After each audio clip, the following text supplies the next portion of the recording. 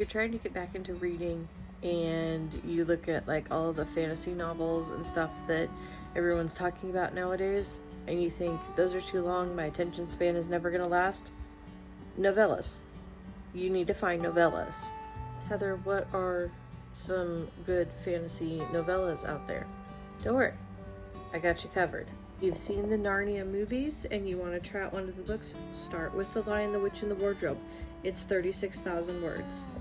If you want something a little bit more classic that still has a fantasy feel, try A Christmas Carol by Charles Dickens. It's the only Dickens novel that I like, and it is about 28,000 words, give or take the edition that you have.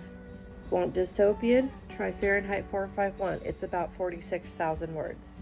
Want classic literary fantasy vibes? Try A Wizard of Earthsea by Ursula K. Le Guin.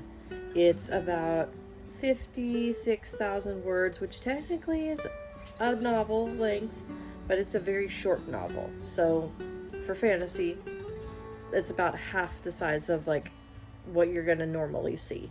So, and it's a quarter size of a Brandon Sanderson novel. Want more horror? Try A Call of Cthulhu. It doesn't even classify as a novella because it's only 11,000 words. That's still a short story. Even if you're trying to get back into reading and you haven't read for a while and you're out of practice, those are still only going to take you a few nights to get through at most. So if you want to try to get back into reading, I would highly recommend novellas. Psst. I wrote a fantasy novella too.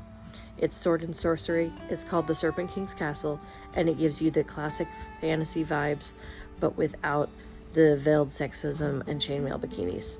You should check it out.